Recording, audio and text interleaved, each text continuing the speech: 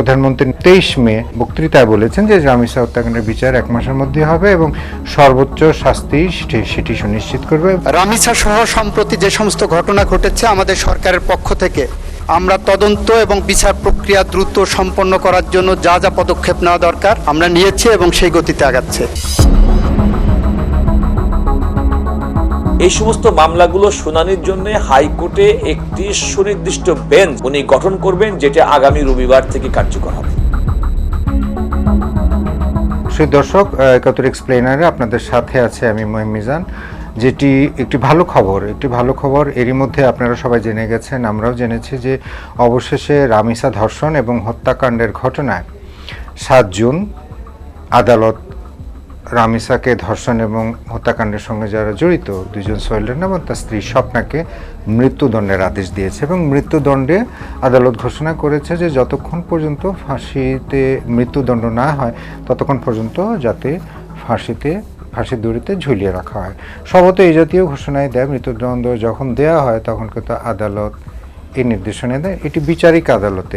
এবং পরবর্তীতে আমরা জানি, তারপরে আবার রিপিট করি, সেটি হচ্ছে যে পরবর্তীতে আমরা জানি যে ডেথ রেফারেন্সের জন্য উচ্চ আদালতে যাবেন, অর্থাৎ উচ্চ আদালতে সুপ্রিম কোর্টের যে হাইকোর্ট ডিভিশনে ডেথ রেফারেন্সের শুনানি হবে এবং ডেথ রেফারেন্সের শুনানির পরে আমরা পরবর্তী প্রক্রিয়াগুলোকে আমরা শুনানি যদি হয় সেখানে একটা বেঞ্চ গঠন করা হবে। বেঞ্চ গঠন করবার পর পরবর্তীতে সেখানে শুনানি হবে, সার্টিফাইড কপি তুলতে হবে, একটা বুক তৈরি করতে হবে, পেপার বুক তৈরি করতে হবে, যেটি আমি এর আগের একটি বিশ্লেষণে বলেছি। পেপার বুক তৈরি করবার পর ডেথ রেফারেন্সে শুনানি হবে, সেখান থেকে আবার আপিলেট ডিভিশনে যাবে, সুপ্রিম কোর্টের আপিলেট ডিভিশনে যাবে। সেখানে থেকেও যদি রিফিউজ হয়ে আসে, অর্থাৎ বিচারিক আদালতে যে রায়টা ঘোষণা করেছে মৃত্যুদণ্ডের, যদি আপিলেট ডিভিশনে সেই রায়টা বহাল রাখে তাহলে এর পরবর্তীতে প্রেসিডেন্ট মার্সি বা পরবর্তী প্রক্রিয়াটা এইটি আসলে খুব দ্রুত সম্পন্ন করা হয়েছে এবং রাষ্ট্র, সরকার, আইন বিভাগ, বিচার বিভাগ প্রত্যেকেই মিলে রামিসা হত্যাকাণ্ডের এবং ধর্ষণ এবং পরবর্তী হত্যাকাণ্ডের ঘটনা সবাই একত্রিতভাবে কাজ করবার কারণে গত 19 মের ঘটনা, পরবর্তীতে 24 মে চার্জশিট এবং পরবর্তীতে ধাপে ধাপে সাক্ষ্য গ্রহণ, যুক্তিতর্ক সমস্ত শেষ করে 7 জুন ডিক্লেয়ার দেওয়া হয়, অর্থাৎ রায় ঘোষণা করা হয়।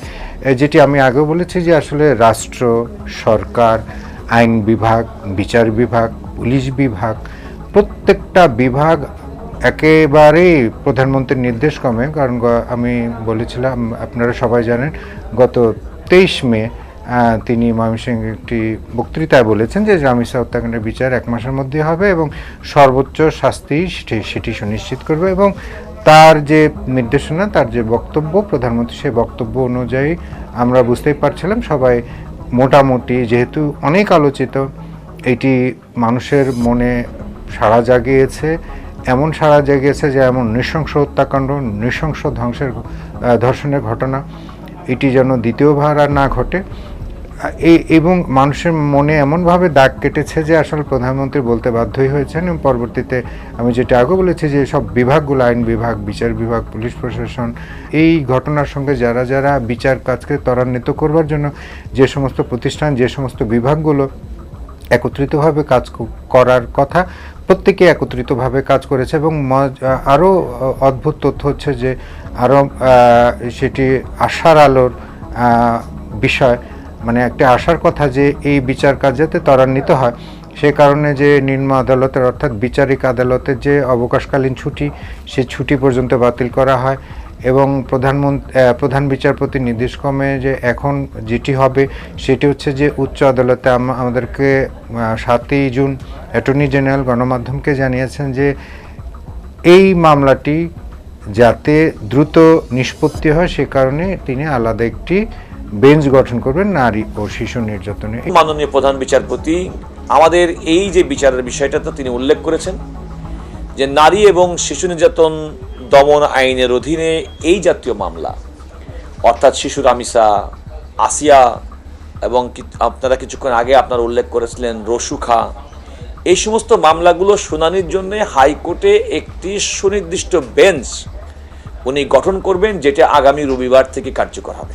3রা মার্চ সীতাকুণ্ডে একটি শিশুকে ধর্ষণের চেষ্টা করা হয় এবং ধর্ষণের চেষ্টা করবার পর যখন সেই শিশুটি কান্নাকাটি করে এবং ওই অভিযুক্ত আসামির সঙ্গে তর্ক করে বলে দিব, সে আসামি তার গলাটা কেটে তাকে হত্যা করার চেষ্টা করে। সেই শিশুটি সেখান থেকে মোটামুটি নিজেকে বাঁচিয়ে নিয়ে এসে তার বাবা মার কাছে চলে আসে এবং গলা কাটা অবস্থায় সে চলে আসে। সে কথা বলতে পারছিল না, গলা দিয়ে রক্ত বেরোচ্ছিল। সেটি এই বছরই ৩রা মার্চের ঘটনা, চট্টগ্রামের সীতাকুণ্ডে। এবং পরবর্তীতে অতিরিক্ত রক্তক্ষরণে কয়েকদিন পরে কিন্তু